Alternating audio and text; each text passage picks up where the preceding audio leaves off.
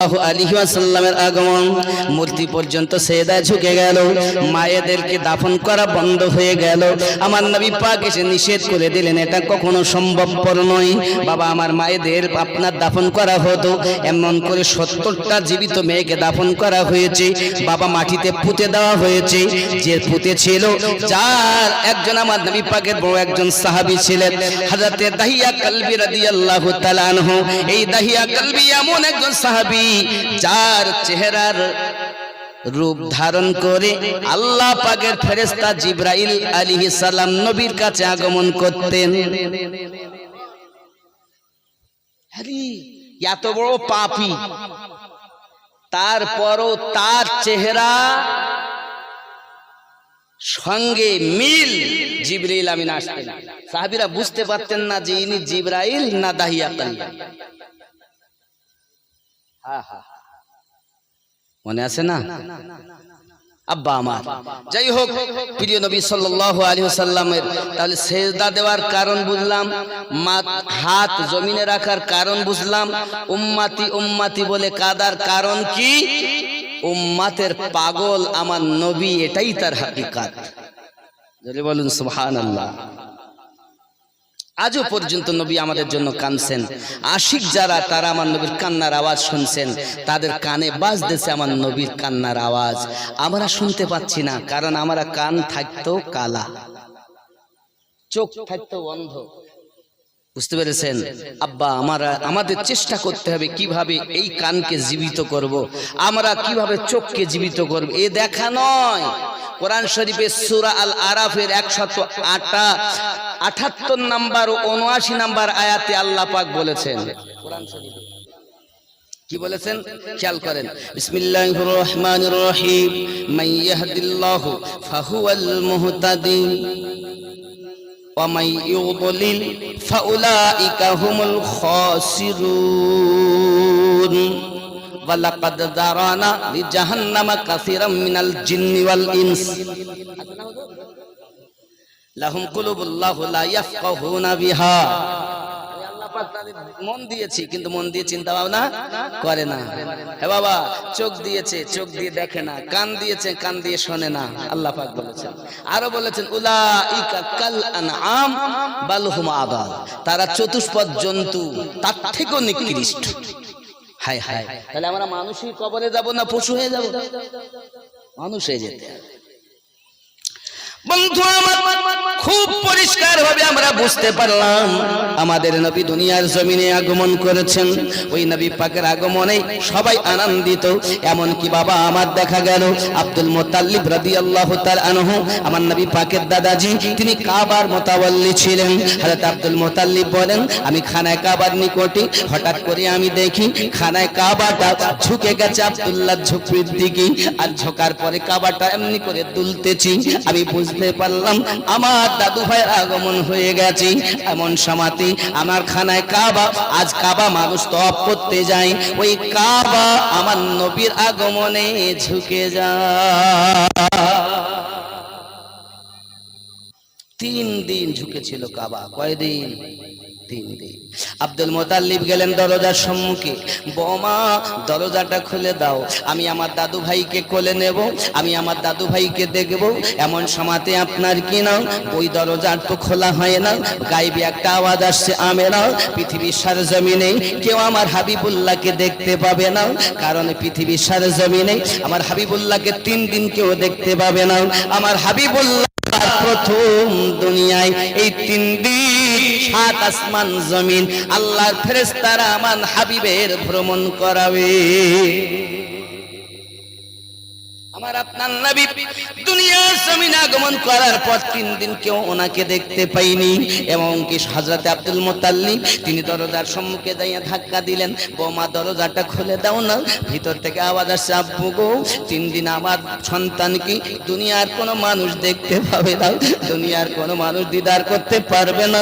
দাদু ভাই চিন্তা করতেছি, মানে আব্দুল মুত্তালিব চিন্তা করতেছেন, আমার দাদু ভাই আমি কোলে নেব, আমাকে ভিতরে যেতে দেবে না, এ কখনো সম্ভব নয়। জোর করে দরজাটা যখন ঠেলতে গিয়েছেন, সঙ্গে সঙ্গে কে যেন এসে আব্দুল মুত্তালিবকে ধাক্কা দিয়েছেন। আব্দুল মুত্তালিব পড়ে গিয়েছেন, আর এক পড়াতে আব্দুল মুত্তালিব বোবা হয়ে গেছে। পড়েই আছে, বোবা, জবান খোলে না, কথাই বলতে পারে না। এলাকার মানুষ দেখে আমাদের কাবার মোতাবাল্লি, কারণ আব্দুল মুত্তালিব সম্ভ্রান্ত ব্যক্তি, খুব গুরুত্বপূর্ণ এলাকায়, বড় সম্মান ওনার, সব থেকে উচ্চ মর্যাদাশীল উনি। তখন আব্বাজি আমার আব্দুল মুত্তালিবের হালাত দেখে মানুষ লোকজন জড়ো হয়ে গেছে। আব্দুল মুত্তালিব কথা বলতে পারেন না। আব্বা আমার 3 দিন কেটে গেল। হযরত আম্মা আমেনা দরজা খুললেন। আব্বা আমার দরজা খোলার পরে আওয়াজ আসতেছে, ওগো আমেনা, তোমার শ্বশুর আব্বাকে বলে দাও হাবিবুল্লাহর দুনিয়ায় আগমন হয়েছে, ওই হাবিবুল্লাহর আকিকা করবে, আকিকা করার পরে অটোমেটিক তার জবান খুলে যাবে। এখন প্রশ্ন জাগতে পারে, হুজুর দুনিয়ার মানুষের আকিকা হয়, রাসূল পাকের আকিকা হয়, তাহলে বুঝি একই রকম হয়ে গেল? না না না, এই দুনিয়ার মানুষকে শিক্ষা দেওয়ার জন্য আল্লাহ আমাদের নবীর আকিকা করিয়ে দিয়েছেন তার দাদুর দ্বারায়। হায় বন্ধু আমার, হযরত আব্দুল মুত্তালিব আমার রাসূল পাকের আগমনের 7 দিনের দিন আকিকা করেছিলেন। আকিকা করার পর অটোমেটিক আবার আব্দুল মুত্তালিবের জবান খুলে যায়। আল্লাহুম্মা সাল্লি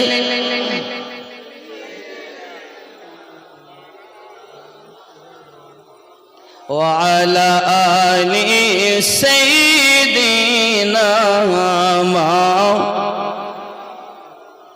আব্বা আমার সোনা মানিকের আব্দুল মুত্তালিব রাদিয়াল্লাহু তাআলা আনহু আমার রাসূল পাককে পেয়ে বড় খুশি হলেন, কারণ সন্তান হারা বেদনা, দাদু ভাইকে কোলে পেয়ে বড় ভুলে গিয়েছেন। হযরত আম্মা আমেনা রাদিয়াল্লাহু তাআলা আনহা স্বামী হারা বেদনা, আমার নবীকে কোলে পেয়ে ভুলে গিয়েছেন। ওগো বাবা, কিন্তু আরবের মক্কা নগরের প্রথা, ওই সময়তে হযরত হালিমাতুস সাদিয়া রাদিয়াল্লাহু তাআলা আনহা তায়েবা নগরে বিছানাতে ঘুমিয়ে আছেন। বিছানায় ঘুমিয়ে থাকা হঠাৎ করে উনি স্বপ্ন দেখতেছেন, উনি ক্ষুধার্ত হালাতে পিপাসায় অস্থির হয়ে বাবা আমার জঙ্গলে ঘুরে বেড়াচ্ছেন। পাহাড় এলাকা থেকে, পাহাড়ের উপর থেকে ঝর্ণার পানি আপনার নেমে নেমে আসতেছে। হযরত হালিমা রাদিয়াল্লাহু তাআলা আনহা তিনি নিজেকে পিপাসিতা মনে করে ওই পানিকে আপনার কিনা হাতে করে নিয়ে পান করতে গিয়েছেন। আর পানি যখন পান করতে গেল, হঠাৎ পিছন দিক থেকে একটা কে এসে যেন ধাক্কা দিয়ে পানিটাকে আপনার নিচে ফেলে দেয়। হযরত হালিমাতুস সাদিয়া তাকাইয়া দেখে কাউকে দেখতে পাচ্ছেন না, কে আমার পানি পা ফেলে দিলে, পানি পান করতে দিলে না কেন? একটি আওয়াজ ভেসে আসছে, হালিমা, তায়েবা নগরী আব্দুল্লাহর ঘরে একটা আল্লাহর নিয়ামত অবতীর্ণ হয়েছে দুনিয়ায়, আল্লাহর নিয়ামত আগমন করেছে দুনিয়ায়, যিনি হলেন আখিরি জামানার পয়গম্বর। ওই পয়গম্বরকে যদি তুমি কোলে নিতে পারো, তাকে যদি লালন পালনের দায়িত্ব নিতে পারো, অর্থ তোমাকে খুঁজতে হবে না হালিমা, অর্থ তোমায় খুঁজে নেবে। হালিমা, আমি পানি ফেলেছি কেন জানো? আমি এই জন্য পানি ফেলে দিয়েছি, যদি আজ তুমি পানি পান করতে, তাহলে তুমি তাকে আর কোলে নিতে পারতে না। আজ বোঝা গেল যে পানি ফেলে দিয়েছি, এর অর্থ হলো এটা, তুমি হয়তো তাকে কোলে নিতে পারবে, তুমি তার লালন পালনের দায়িত্ব নিতে পারবে। তবে জেনে রাখো হালিমা, এই স্বপ্নের কথা তুমি কাউকে বলতে পারবে না, এমনকি তোমার স্বামী হারেসকেও বলতে পারবে না। তুমি যদি তোমার স্বামীকে বলে ফেলো, তাহলে কিন্তু তোমার মুশকিল হয়ে যাবে। কাউকে বলতে পারবে না। যদি চাও নিজের ভাগ্য পরিবর্তন করতে, মক্কা নগরে চলে যাও, আল্লাহ শ্রেষ্ঠ নিয়ামতকে কোলে তুলে না। হালিমা রাদিয়াল্লাহু তাআলা আনহা তিনি স্বপ্ন দেখলেন, আর ভোরে ভোরে 6 মাস জ্বর। কয় মাস জ্বর? 6 মাস হালিমার জ্বর, ভোরে ভোরে উঠেছে। স্বামী হারেস বলছে, কি গো, তোমার শরীর কি ভালো হয়ে গেল? তুমি কি সুস্থতা অবলম্বন করছো নিজেকে? এত ভোরে উঠে সব ঝাড়ু দিচ্ছ, ব্যাপার কি? হালিমা তো সাদিয়া বলছেন, হ্যাঁ না, আমি একটা কথা আপনার বলার ছিল গো। কি কথা বলেন? স্বামী বলছেন, কি কথা বলো বিবি? সঙ্গে সঙ্গে বলছে, স্বামী আমার ইচ্ছা যে চলেন মক্কায় যাব। এখন মক্কা যাব? আজ কি 8 দিনের পথ, কমপক্ষে যদি একটু জোরে যাই তাও 6 দিন লাগবে, যেতে 4 দিন, আসতে 4 দিন, 8 দিন হয়, 3 দিন করে হলেও 6 দিন লাগবে। সহজ? আর যাওয়ার মতো যানবাহন আমাদের নেই, আমাদের যে উটনি আছে সেও দুর্বল, যাব কেমন করে? স্বামী চলেন না, শুনেছি ওই তয়বান মক্কানগরে বাচ্চা ভূমিষ্ঠ হয়েছে, তাদের মধ্য থেকে একটা বাচ্চা যদি আমরা নিয়ে আসতে পারি, লালন পালন করলে তাদের পক্ষ থেকে অনেক কিছু এনাম পাওয়া যায়। ওই এনাম পেলে আমাদের ভাগ্যে পরিবর্তন হতে পারে, আমাদের দুর্দিনটা সুদিনে পরিণত হতে পারে, চলুন যাই। তা স্বামী বলছেন ঠিক আছে। এখন হালিমার কিন্তু একটা ছেলে আছে, একটি মেয়েও আছে, বুঝতে পেরেছেন? মেয়েটা একটু বড়, সীমা তাকে বলা হয়। আর ছেলেটার নাম কেউ বলেছেন আব্দুল্লাহ, আবার কেউ বলেছেন মাসরুদ। কি নাম বললাম? আব্দুল্লাহ, মতান্তরে মাসরুদ।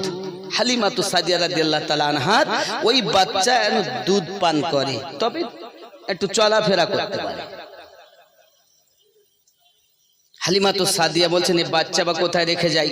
তো পাশে বাড়ি তা যাদের আছে তাদেরকে বলে গেল, দেখো আমার মাসরুদকে আমি রেখে যাচ্ছি, তোমরা একটু খেয়াল রেখো। দুধ পান করিয়ে আব্বাজি আমার তাকে ঠিকভাবে রেখে, শুইয়ে রেখে, ঘুম পাড়িয়ে স্বামী হারেসকে নিয়ে আর ওই দুর্বল উটনি নিয়ে স্বামী স্ত্রী দুইজন হেঁটে হেঁটে যাচ্ছেন। স্বামী আর স্ত্রী যুক্তি করেছে, দুর্বল উটনি আমরা হাঁটিয়ে হাঁটিয়ে নিয়ে যাব, আসার সময় চেপে আসবো, তাহলে এক পিঠে উটনির কষ্ট হবে, ভালো হবে। এই যুক্তিতে চলে যাচ্ছে। আব্বাজি আমার সোনা মানিকেরা, হযরত হালিমাতু সাদিয়া রাদিয়াল্লাহু তাআলা আনহা এবং হযরতে আপনার কিনা দেখা গেল টুকটুক টুকটুক করে মক্কা নগরে চলেছেন হারেসকে নিয়ে। যেতে যেতে আব্বা আমার ঠিক মক্কা নগরের নিকটে পৌঁছিয়েছেন। উটনি এমন হালাত, শুয়ে পড়েছে জমিনে, আর ওঠে না, 4 হাত পা ছুঁয়ে দিয়েছি। হালিমাতু সাদিয়া বলেন, স্বামী আমার এ তো উটনি আর উঠছে না।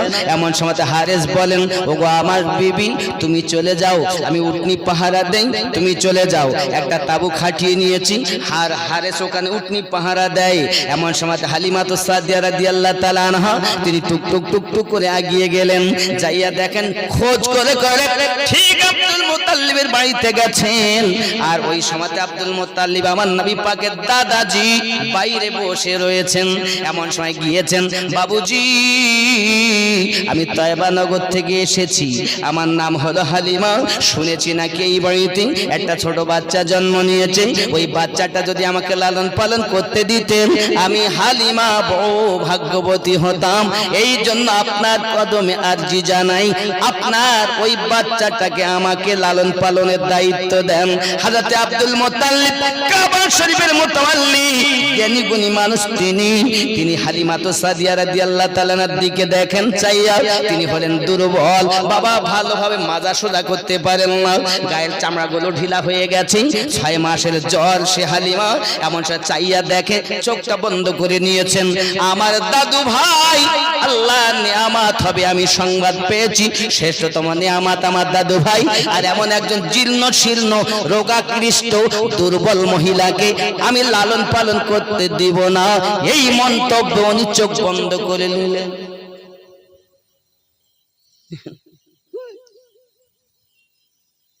চোখ বন্ধ করে নিয়েছেন, দাঁড়িয়ে আছেন হালিমা। বাবুজি একটু দয়া করেন, মেহেরবানি করেন, দেন।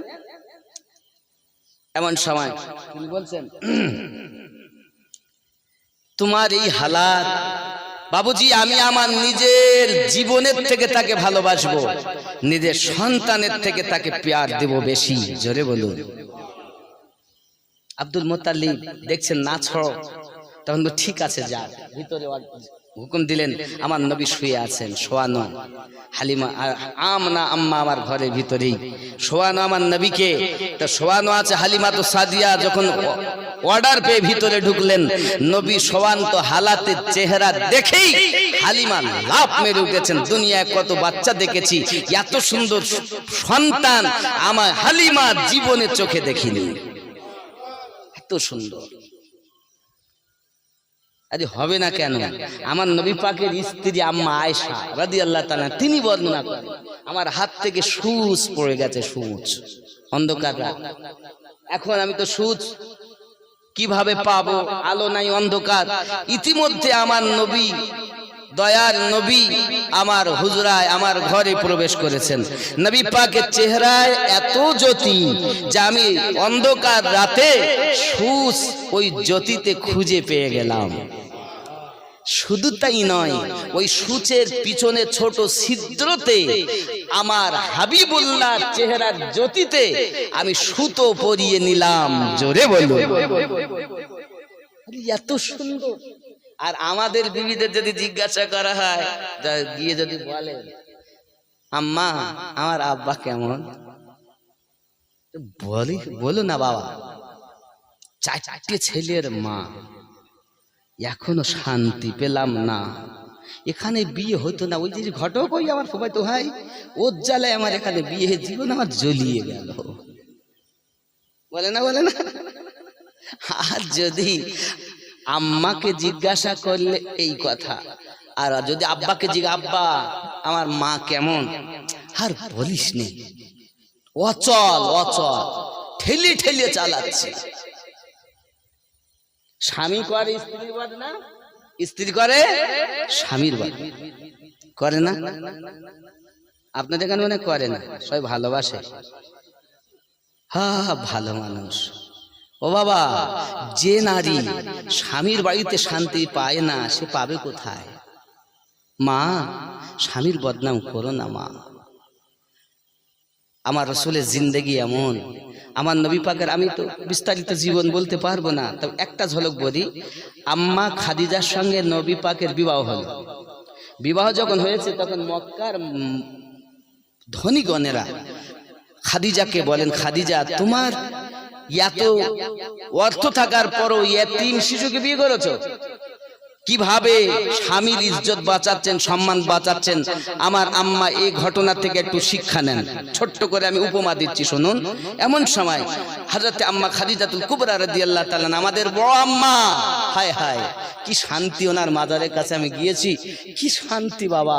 সন্তান যতই কষ্টে থাক, যদি মায়ের কোলে পেয়ে যায়, মায়ের কাছে যদি আসে, তে সমস্ত বেদনা দূর হয়ে যায়।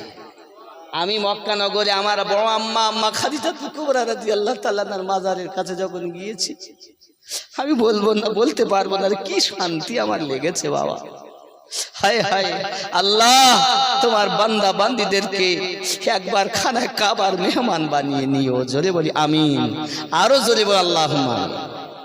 বাবা, আম্মা খাদিজা আমার নবীকে কি বলছে দেখো। মক্কার মানুষ যখন এই কথা বলেছে, তখন সকলকে দাওয়াত দিয়েছেন বাড়ি, দেওয়ার পর খেতে দিয়েছেন। খাওয়া দাওয়া হয়ে গেল। খাওয়া দাওয়ার পরে বলছেন, আচ্ছা আপনারা বলুন আমি খাদিজা কিসে অপরাধ করেছি? আয় খাদিজা, অপরাধ বুঝতে পারছো না? তুমি এত বড় ধনী যে মক্কা নগরে তোমার সমতুল্য কেহই নাই। তুমি দেখতে যেমন সুন্দরী, তোমার অর্থবীর্তু তেমন, তোমার মতো দয়াবান, তোমার মতো সুবিচারপতি মহিলা মক্কা নগরে দ্বিতীয় নাই। আর তুমি একজন এতিম ছেলে, যার অর্থবীর্তু কিছুই নাই, এমন একজন ছেলেকে তুমি স্বামী রূপে বরণ করে নিয়েছো। এটাই আমাদের ধনী মানুষের জন্য অপমান, অপদস্থ ছাড়া আর কিছুই নয়। হালিমাতু সাদিয়া রাদিয়াল্লাহু তাআলা আনহা বলেন, হযরত খাদিজাতুল কুবরা আম্মা জান বলেন, যদি তাই হয় তাহলে আমার স্থাবর অস্থাবর সম্পত্তি সব আমি মুহাম্মদ সাল্লাল্লাহু আলাইহি সাল্লামকে দিয়ে দিলাম। আপনারাই বলুন, আমার মতো অসহায় দরিদ্র খাদিজাকে যদি আব্দুল্লাহ তনয় মুহাম্মদ সাল্লাল্লাহু আলাইহি সাল্লাম আমার মতো খাদিজাকে আশ্রয় দেয়, এটা আমার জন্য সৌভাগ্য কিনা।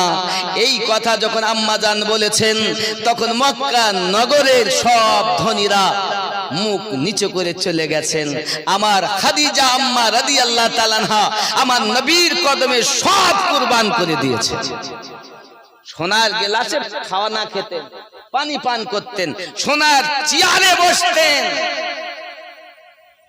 আম্মা জান এনার জীবনী দেখেন, একটা ঝলক আর একটা ঝলক ছোট্ট করে তুলে ধরি। মক্কা নগরে একদিন আবু জাহেল আমার নবীকে কাবার দেওয়ালে এইভাবে ধরে ধাক্কা মেরেছে, আমার নবীর কপাল ফেটে গিয়েছে।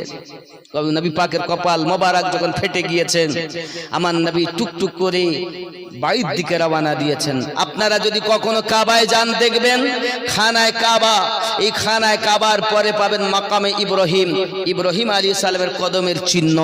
ওর পরেই পাবেন জমজম কূপের নল। ওই জমজম কূপের নলের অপোজিটে আছে সাফা ও মারওয়া পাহাড়, দুই সাইডে। ওই সাফা ও মারওয়া পাহাড় অপোজিটে আবু জাহেলের বাড়ি, যেটাকে হাম্মাম খানা বলা হয়। আর ওই হাম্মাম খানার ওই পাশে হলুদ রঙের একটি ঘর, যেটি এখন লাইব্রেরি, সেটাই হলো আমার নবী পাকের জন্মভূমি। ওই ঘরে আমার নবী আম্মা খাদিজাকে নিয়ে আসেন। ও বাবা, আবু জাহেল কপাল ফেটিয়ে দিয়েছে, আমার নবী বাড়ির দিকে যাচ্ছেন। আম্মা খাদিজাতুল কুবরা রাদিয়াল্লাহু তাআলা আনহা আমার নবীকে দেখে কেঁদে ফেলেছেন। ইয়া রাসূলুল্লাহ, ইয়া হাবিবাল্লাহ, কপাল ফেটে গেছে আপনার, আবু জাহেল আপনাকে আঘাত করেছে, কিন্তু আমার বাড়িতে এমন কোন অবশিষ্ট কাপড় নাই যেটা দিয়ে আপনার মাথা আমি ব্যান্ডেড করে দিতে পারি। আম্মা খাদিজাতুল কুবরা রাদিয়াল্লাহু তাআলা আনহা নিজের ওড়নার একটা কানা ছেড়ে আমার নবী পাকের কপাল মোবারকে ব্যান্ডেড করে দিয়েছেন। আমার নবী হাত দুটো তুলে আবার দোয়া চাচ্ছেন, আল্লাহ আমাকে চেনে না, এই মক্কা মানুষকে আপনি হেদায়াত নসিব করে দিন।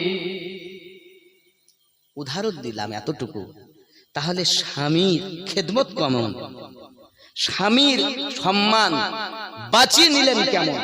আর আমার মায়েরা বদনাম করতে পারলেই বাঁচে না, স্বামীর বদনাম করবেন না, স্বামীকে ভালোবাসতে শিখুন। আল্লাহ আমাদের ঘরে যেন স্বামী স্ত্রীতে মিল ও মোহাব্বত দান করেন, সবাই বলি আল্লাহুম্মা আমিন। আব্বাজি আমার সোনা মানিকেরা, যে কথা বলছিলাম, নবী দোজাহান সাল্লাল্লাহু আলাইহি ওয়াসাল্লাম কি হযরত হালিমাতু সাদিয়া রাদিয়াল্লাহু তাআলা দেখেই আশ্চর্যান্বিত হয়ে গেলেন। আম্মা আমিনাকে বলেন, বোন আমিনা, আপনার সন্তান আমাকে দিন, আমি লালন পালন করব। ওগো বোন আমিনা, আমি আমার জীবনের থেকে বেশি ভালোবাসবো, আমার নিজের সন্তানের থেকে বেশি ভালোবাসবো। হযরত আম্মা আমিনা বলেন, বোন হালিমা, তুমি জানো না, এই সন্তানটা আমার যখন পেটের ভিতরে ছিল, আমি কত নবীদের শুভ সংবাদ শুনেছি। আদম নবী আমাকে মোবারকবাদ দিয়েছেন, ইব্রাহিম নবী আমাকে মোবারকবাদ দিয়েছেন, হযরত সুলাইমান নবী আমাকে দিয়েছেন, এক কথায় মোবারকবাদ দিয়েছেন, ইনি আখেরি জামানার নবী। ও হালিমা, শুনে রাখো, আমার সন্তানকে যেন কখনো বাপ হারা বলে তুমি বকাঝকা করবে না, যেন তাকে কোনো রকম ব্যথা দেবে না। ও গো হালিমা, তুমি জানো না, আমার সন্তানের আগমনের কথা অনেক কিছু আপনার আমেনা বর্ণনা করেছেন। হালিমা ওয়াদা দিলেন, বোন আমেনা, আমার জীবন থাকতে বাচ্চার কোনো রকম কষ্ট হতে দেব না, আপনি নিশ্চিন্তায় থাকুন, নিশ্চিন্তায় থাকুন, কোনো রকম চিন্তা যেন আপনি মনে নেবেন না। আব্বাজি আমার হালিমাতু সাদিয়া রাদিয়াল্লাহু তাআলা আনহা আমার নবীজিকে আপনার কোলে করে নিয়ে 2 বছরের মিয়াদ নিয়ে আমার রাসূলে পাককে নিয়ে চলে এলেন। 2 বছর পরে আবার ফেরত নিয়ে যেতে হবে। আব্বাজি আমার নবীকে কোলে নিয়ে যখন স্বামীর কাছে চলে আসছেন, বাবা অনেক কথা ওখানে, স্বামীর কাছে চলে আসছেন। স্বামী হারেস বিবিকে দেখে চিনতে পারছেন না। কে গো তুমি, আমার তাঁবুর ভিতরে কেন? সঙ্গে সঙ্গে বলছেন, স্বামী আমার, আমি আপনার হালিমার কথা বলতেছি। না তা হয় না, আমার হালিমার গায়ের চামড়াগুলো ঢিলা হয়ে গেছে। আমার হালিমা 6 মাস থেকে জ্বরে ভুগতেছে। আমার হালিমা তো তুমি নও, তোমাকে দেখে তো হালিমা মনে হয় না। হালিমা তো সাদিয়া রাদিয়াল্লাহু তাআলা আনহা। আম্মা জানের চোখে পানি চলে এসেছে। স্বামী হারেস, আপনি আমাকে চিনতে পারছেন না? এই বাচ্চাটাকে আমি যখন কোলে নিয়েছি, এই বাচ্চাটা কোলে নেওয়ার সঙ্গে সঙ্গে আমার গায়ের ভিতরে যেন একটা শিহরণ শুরু হয়ে গেল। আর ওই শিহরণের কারণেই আমার পুরো দেহের চামড়াগুলো ঢিলা ছিল, টাইট হয়ে গেছে। স্বামী আমার এই বাচ্চাকে যেই কোলে নিয়েছি, কোলে নেওয়ার সঙ্গে সঙ্গে আমার দেহতে 6 মাস ধরে জ্বর, ওই জ্বর মোটে ভালো হয় না। এই বাচ্চা কোলে নেওয়ার সাথে সাথে আমার 6 মাসের জ্বর ভালো হয়ে গেছে। ওরে আমার আব্বা জানেন, মাইনান পুরো পাক জওয়ান যুবকেরা, আমার রাসূলে পাক এখনো শিশু নবী, এখনো নবুয়ত এলান হয়নি, এখনো কোরআনের বিধান আপনার অবতীর্ণ হয়নি। ও আমার সোনামানিকেরা, আল্লাহর হাবিবের কত মুজিজা দেখুন। হালিমা তো সাদিয়া রাদিয়াল্লাহু তাআলা না কোলে নিয়েছেন, 6 মাসের জ্বর ভালো হয়ে গেছে। আব্বা আমার ঢিলা চামড়া টাইট হয়ে গেছে। হালিমা ছিলেন দুর্বল দেখতে, খুব সুন্দরী ছিলেন। আমার নবীকে কোলে নেওয়ার সাথে সাথে হালিমা যেন নিজে আরো সুন্দরী হয়ে গেছে। আমার নবী এখনো নবুয়ত এলান হয়নি। জন্মের আরো অনেক বর্ণনা আছে, তার মধ্যে একটা আমি বলি আবার ছোট্ট করে একটুখানি। 1000 বছর আগুন নিভত না, আমার নবী যে আগমন করেছেন 1000 বছরের আগুন নবীর মিলাদ হওয়ার সাথে সাথে নিভে গেছে। অনেক বর্ণনায় আছে। যাই হোক, হালিমা তো সাদিয়া রাদিয়াল্লাহু তাআলা আনহা স্বামী আর স্ত্রীতে আপনার আনন্দিত, দুইজনাতেই খুশি খুশি। এখন উটনির উপরে হালিমা তো সাদিয়া চেপে গেছেন, উটনি বসে আছে। বাবা যেই না উঠেছেন নবীজিকে নিয়ে, সঙ্গে সঙ্গে উট উঠে দাঁড়িয়ে গেছে। এখন হারেস বলে, কিভাবে আমি চাপবো? বলে, তুমি লাফ মেরে চাপো, নইলে হাঁটলাম। উটনি ছুটছে। যারা আরো সব এসেছিল না, ওই সময় আরো ভালো করে শোনেন, ওই সময় যেদিন আমার নবী আগমন করেন, ওই সময় আরো 16টা পুত্র ওই মক্কা নগরে জন্ম নিয়েছিল। কিন্তু আব্দুল্লাহ ইবনে মুহাম্মাদুর রাসূলুল্লাহ সাল্লাল্লাহু আলাইহি ওয়াসাল্লাম শুধুমাত্র একজন ছিলেন। জোরে যারা আরো বাচ্চা নিতে এসেছিল না, তারা বলছে, কি ব্যাপার হালিমা, তুমি আসার সময় ছিলে হেঁটে হেঁটে, দুর্বল উটনি, আর কি যাওয়ার সময় তুই এত দ্রুত যাচ্ছ, কি উটনি পাল্টে দিয়েছো নাকি? মক্কায় গিয়ে কি কিনে নিলে? হালিমা তো সাদিয়া বলছেন, উটনি পাল্টাই নাই, যাহা কিছু ঘটেছে এই শিশু বাচ্চার বরকতে। এখন তারা সব উটনিতে যেতে যেতে দেখতেছে, কেউ উট বা উটনির উপরে যাচ্ছে, আর দেখে হালিমা তো সাদিয়ার কোলে যেন পূর্ণিমার চাঁদ ঝলমল করছে। এখন হালিমা তো দূর তো চলেই যাচ্ছে। এরা বলছে, হ্যাঁ সঙ্গে চল, তো কেউ পাশ ধরতে পারছে না। উনি আগেই। এখানেও নাচ শরীফ পড়া যায় সুন্দর, কিন্তু পড়বো না, আওয়াজও ভালো নাই আমার। বাবা আমার এখানে দেখি চেষ্টা করি, যদি বলতে পারি ভালো। पैदा हुए रसूल तो रहमत बरस पड़ी थी, आसमां से फर्श तलक नूर की झड़ी। दाएं हलीमा गोद में लेकर जो चल पड़ी, बीमार ऊँटनी में अजब जान पड़ गई। बाद सबा ने झूम के कानों में यूं कहा, हय अला सलाह हय अला फलाह। इरशाद की बिरिया है ए फरमान मुस्तफा, हाँ फरमान मुस्तफा। हय अला सलाह हय अला फलाह। ज़ोरे बोलो। इस्लाम के आलम को उठाया हुसैन ने, बातिल के आगे सर न झुका या हुसैन ने। क्या चीज है नमाज बताया हुसैन ने, सिजदे में अपने सर को कटा या हुसैन ने। ये दश्त करबला, ये दश्त करबला से अभी आती है सदा, हैय अला सलाह हैय अल फलाह। ज़ोरे बोलो हाय हाय। প্রিয় নবী সাল্লাল্লাহু আলাইহি সাল্লামকে নিয়ে হালিমাতুস সাদিয়া চলে যাচ্ছেন। এখন হারেস বলছেন বিবি বাড়ি যাব, আর ওই যে আমাদের খেজুর গাছ আছে সে মোটে খেজুর হয় না, ধরে আর শুকিয়ে শুকিয়ে পড়ে যায়, বুঝতে পেরেছেন? খেজুর থাকে না, মানে পাকার আগে শুকিয়ে পড়ে যায়। হারেস বলে বাড়ি যাব, আগে গাছ কাট। স্বামী বলছেন চিন্তার কারণ নেই। স্বামী যখন এই কথা বলছেন, স্ত্রী বলছেন চিন্তা করবেন না, বাড়ি তো চলেন তারপর কাটবেন। এখন বাড়ির মুখোমুখি চলে গেছেন, দেখে কিছু বাচ্চা ওই খেজুর গাছের তলায় খেজুর খুঁড়তেছে। কি ব্যাপার, এই আমার গাছতলায় বাচ্চা কেন? গাছতলায় গিয়ে দেখে, গাছের নিচে গিয়ে দেখেন যে খেজুর সব একদম পেকিয়ে যেন এখন সব রস ঝরে পড়ছে। জোরে বলুন সুবহান। হারে সেই তো আশ্চর্য, চোখ দাঁড়িয়ে যাচ্ছে। হালিমা কি ব্যাপার, এক সপ্তাহের মধ্যে কি হইলো, কি হলো? হালিমা তো বুঝতে পারছেন স্বপ্নে দেখেছিলেন। হালিমা, ওগো হালিমা, যদি এই সন্তানকে তুমি কোলে পেতে পারো, অর্থ তোমায় খুঁজতে হবে না, অর্থ তোমায় খুঁজে নেবে। হালিমা তো বুঝতে পেরেছেন। হালিমাতুস সাদিয়া রাদিয়াল্লাহু তাআলা কিছু বললেন না। এমন সময়তে হারেস বড় খুশি, ঘোড়া উটনি থেকে নেমে গেছেন। আব্বা আমার, হালিমাতুস সাদিয়া আমার নবীজিকে নিয়ে বাড়ির ভিতরে ঢুকলেন। আব্বা আমার বাড়ির ভিতরে ঢুকে চিন্তা করছেন, আমার বেটা মাসরুদ মনে হয় কোথায়, কই দেখতে পাচ্ছি না। দরজা ঠেলে চিন্তা করছেন, খেলাধুলাও তো বাইরে করতে দেখি না। এক সপ্তাহ কোনো বাচ্চা ঘুমিয়ে থাকতে, এক সপ্তাহ কোনো বাচ্চা ঘুমিয়ে থাকতে পারে? পারে না। তাহলে বাচ্চা দেখতে পাচ্ছি না, ব্যাপার পাশের বাড়ি খোঁজ নিচ্ছে, আমার মাসরুদ কোথায়?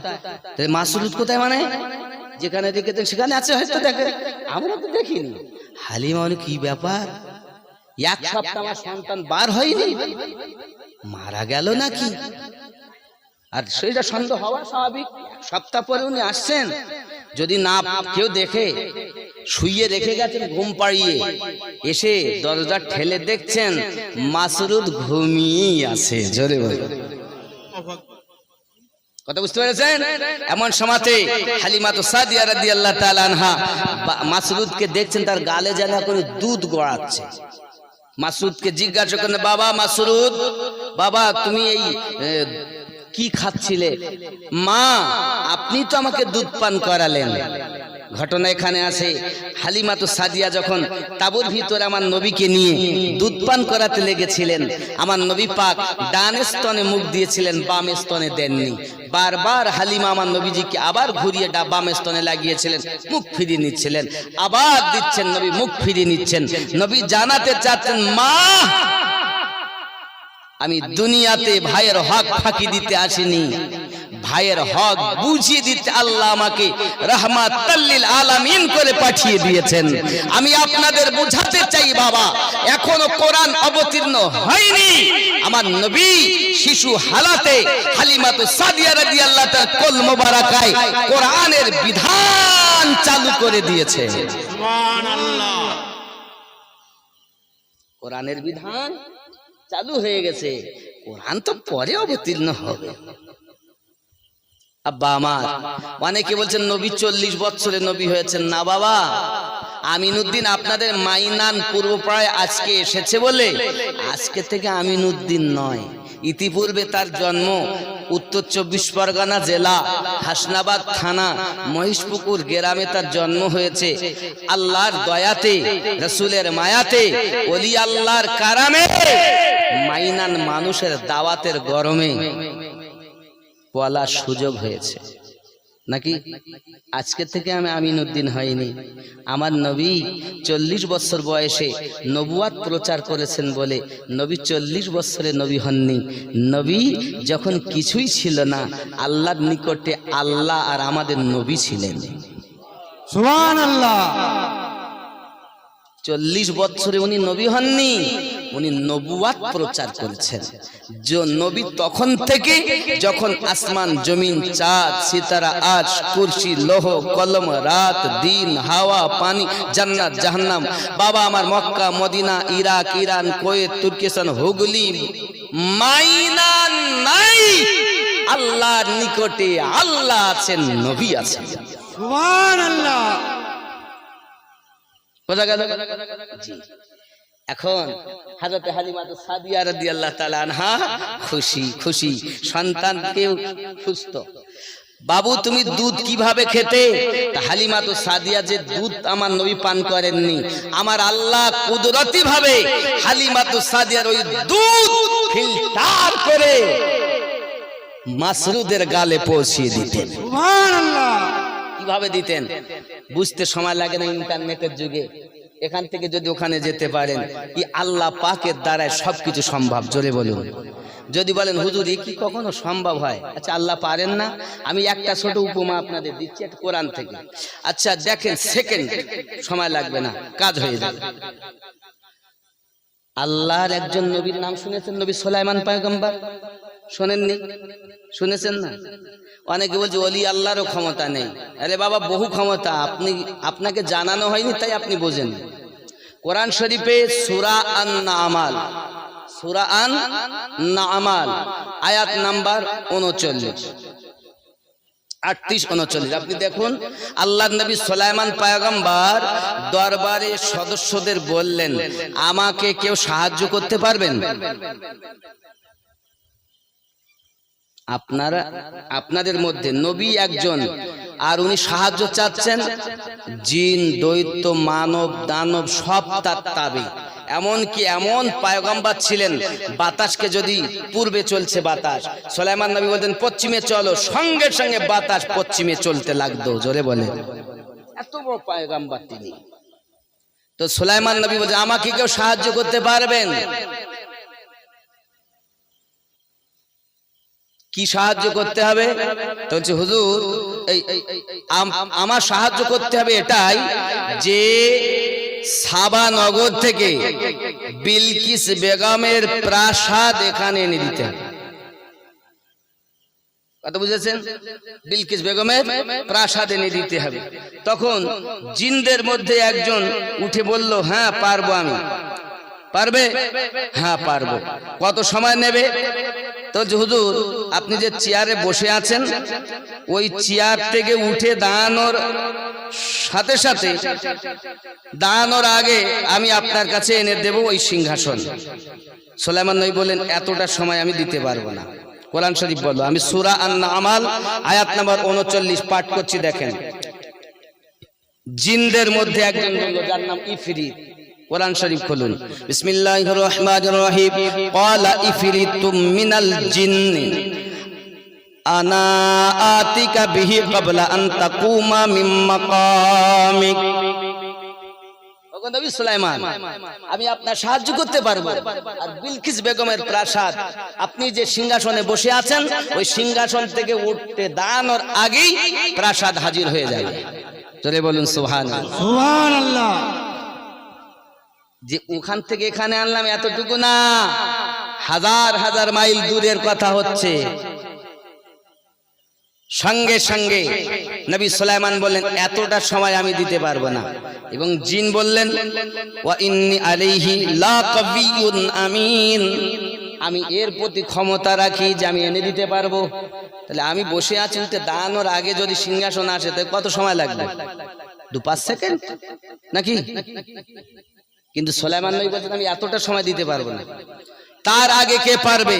সঙ্গে সঙ্গে একজন قال الذي عنده علم من الكتاب انا آتيك به قبل ان يرتد اليك طرفك সঙ্গে সঙ্গে মানব জাতের ভিতরে, মানুষের ভিতরে একজন আল্লাহর ওলি উঠে দাঁড়িয়ে গেলেন, যার নাম হলো আসিফ বিন বারখিয়া। তিনি বললেন, ওগো নবী সুলাইমান, আপনার চোখের পলক ফেলার সঙ্গে সঙ্গে হাজার হাজার মাইল দূর থেকে আমি বিলকিস বেগমের প্রাসাদ হাজির করে দেব। সুবহানাল্লাহ। এরা বলছে ওলিদের ক্ষমতা নাই। এই দুনিয়ার মোল্লার কথা মেনো না, আল্লাহর কথা মানো। বলছে ওলিদের ক্ষমতা নাই, খেপা কোথাকার। কোরআন বলছে, কোরআন পারো তো এই আয়াত কাটো, দেখি তোমার ইলমের বহর কতটা আছে। বলছে ওলি আল্লাহর কাছে কিছু চাওয়া যাবে না, পাগলা কোথাকার। ওলিকে আল্লাহ ভাবলে গুনাহ, ওলিকে আল্লাহর বন্ধু হিসাবে যদি তুমি তোমার দুঃখ বেদনা মনের কথা বলো, এটা জায়েজ আছে, জোরে বলো সুবহানাল্লাহ। ওলি আল্লাহর কাছে যাবে না তো কোথায় পাবে? আল্লাহর নিয়ামত দুই ভাগে ভাগ, এক নবুয়াতে আর এক বেলায়াতে। এখন নবুয়াতের যুগ শেষ, বেলায়াত চলছে, কিয়ামত অবধি চলতে থাকবে। দুনিয়ায় যত মাল মাত্তা যা কিছু পাওয়া যাবে সব ওলিদের দ্বারাতে নিতে হবে। হতে পারে বাগদাদের, হতে পারে আজমিরের, হতে পারে পাঞ্জাবের, হতে পারে ফুরফুরার, হতে পারে মেদিনীপুর মাওলা পাকের দরবার। এক কথায় বুঝুন, তামাম পৃথিবীর জমিনে ওলি আল্লাহদের দ্বারাতে আল্লাহর নিয়ামত নিতে হবে। এটাই কোরআন ও হাদিসের ফয়সালা, আমিনউদ্দিন ফয়সালা দেয়নি। আজ আপনাদের ভিতরে দ্বিধাদ্বন্দ্বে ফেলে দিয়েছে আমরাই। এই স্টেজে বলনেওয়ালা মৌলবীরা যদি আল্লাহ যে ধর্ম, যে ইসলাম যেভাবে দিয়েছেন, রাসূল যেভাবে প্রচার করেছেন, সাহাবী রাসূল যেভাবে দিয়ে গিয়েছেন, তাবিঈন যেভাবে দিয়ে গিয়েছেন, আল্লাহর ওলিরা যেভাবে আমাদের মাঝে উত্থাপন করেছেন, আমরা যদি সেইভাবে করতাম তাহলে আমাদের এলাকায় এত বিভ্রান্ত ছড়াতো না। এই ছড়ানোর পিছনে দায়ী হলাম আমরাই, আপনারা না, সাধারণ মানুষ না, আমরাই। নামাজ তো আপনাদের দিয়েছি, রোজা তো আপনাদের দিয়েছি, যাকাত হজ তো দিয়েছি, আর আসল জিনিস আপনাদের থেকে ছিনিয়ে নিয়েছি। আমলের দাম বেশি নয়, ঈমানের দাম বেশি। কিসের দাম বেশি? ঈমানের। তাহলে ঈমানে যদি না থাকে তা আমল কোনো কাজে লাগবে না। দেখো, বড় হুজুর ছিল, ফেরেশতাদের সর্দার ছিল, লক্ষ লক্ষ বছর ইবাদত করেছে, শুধু একটা হুকুমের জন্য সব বাদ হয়ে গেছে। কথা বুঝতে পারছেন? জি আব্বা, আমার কথাগুলো বোঝার চেষ্টা করেন। আমি খুব উগ্র ভাবে শোনাচ্ছি না, খুব হালকা মেজাজে, কারণ আমি নিজে দুর্বল বলে। আব্বা আমার, তাহলে বোঝা গেল যে আল্লাহর নবী সুলাইমান পয়গম্বর একজন ওলির সাহারা নিয়েছেন। তাহলে আল্লাহর ওলিদের কাছে গিয়ে কিছু বলা বা চাওয়া এটা শিরিক নয়, বরঞ্চ নবীদের সুন্নাত। ওলিরা দিবেন ওলির মতো, নবীরা দিবেন নবীর মতো, আর আল্লাহ দিবেন নিজ ক্ষমতায়, আর আল্লাহর ওলিরা দেবেন আল্লাহর দেওয়া ক্ষমতায়। আল্লাহ যে ক্ষমতা তাদের দিয়েছেন ওই ক্ষমতার মধ্য থেকে তারা দেবেন। ওলিকে যদি আল্লাহ ভাবা হয়, কাফের কাফের কাফের। আর ওলিকে যদি আল্লাহর বন্ধু ভাবা যায়, সে ব্যক্তি ইমানদার ইমানদার ইমানদার। জোরে বলুন সুবহানাল্লাহ। কথা বুঝতে পারছেন? স্পষ্ট এই কথা বুঝতে পেরেছেন? জি। তাহলে হ্যাঁ, ওটা হলো ওয়াসিলা। এখন বোঝা গেল এটাই, সেকেন্ডের মধ্যে পলক ফেলতে যে দেরি। পলক ফেলতে কত সময় লাগে? চোখের পলক ফেলতে কতক্ষণ লাগে? 1 সেকেন্ডও, ঠিক কিনা? এটা কোরআন থেকে বললাম, আমি আমার ব্যক্তিগত কথা বলিনি। তাহলে হাজার হাজার মাইল দূর থেকে, তাহলে এখান থেকে সেকেন্ডের মধ্যে আনা মানে এখানে আসেন, আবার ওখানেও চলে গেছেন, ওখান থেকে আবার প্রাসাদও এনে দিয়েছেন।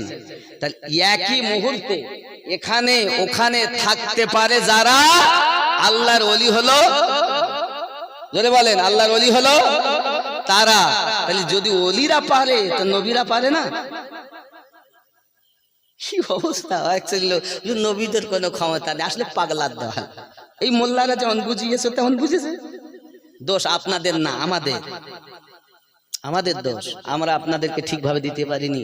টুপি আর দাড়ি আর জনগণ দেখে ভুলো না, এইখানে রসুলের ইশক দেখো। এখানে ইশক যার বেশি, জান্নাতওয়ালা সে বেশি। একটা উদাহরণ দেই, এখানে দেখেন ফুল দিয়েছে, বেল ফুল বলে না রজনীগন্ধা, কি বলে ফুলটাকে? সাদাটাকে রজনীগন্ধা বলে, আর ওপরে ওটা গাঁদা। গাঁদা ফুলের সুঘ্রাণ আলাদা, রজনীগন্ধার সুঘ্রাণ আলাদা। এক এক ফুলের এক এক সুঘ্রাণ। আরো একটা ফুল পাওয়া যায়, প্লাস্টিকের ফুল আছে না? প্লাস্টিকের ফুল দিয়ে অনেক সময় স্টেজ সাজায় না, দেখবেন বেলুন টেলুন দিয়ে সাজিয়ে কত সুন্দর করতে। প্লাস্টিকের ফুল, প্লাস্টিকের ফুল দেখতে সুন্দর কিন্তু সুঘ্রাণ নেই। আমরা দেখতে সুন্দর, আমাদের মধ্যে যদি সুঘ্রাণ না থাকে তাহলে আমাদের কোনো দাম নেই। বুঝানোর জন্য আরো একটা উপমা দেব। আপনারা দেখেছেন আপনার ওই কি বলে শিমল ফুল, শিমল গাছ দেখেননি? পাকড়ার ফুল, পাকড়া গাছ, তুলো হয় যে একটা পাকড়া গাছ, শিমল ফুল গাছ। মানে ওর ফুল যখন ফোটে তো লাল লাল হয়। আপনার কি বলেন তাকে? একটা গাছ, কাটা গাছ, শিমল বলেন তো? যাক, আমি মনে করছি যদি অন্য কিছু বলেন ভালো যায় না। শিমল ফুল যখন ফোটে তখন বলে দেখতে ভালো লাগে, লাগে না? এখন ও যখন ঝরে যায় তখন কিছু গরিব মানুষ কুড়িয়ে আনে, এনে উনুনের ধারে রাখে, শুকিয়ে গেলে কাঠ হিসাবে ব্যবহার করে, হয় না এরকম? দেখতে সুন্দর হলেও কেউ কখনো তুলে দাঁকে দিয়ে শোহে না, কারণ ও জানে এ দেখতে সুন্দর হলেও এর মধ্যে সুঘ্রাণ নেই। তা আমরা দুনিয়ায় মানুষ,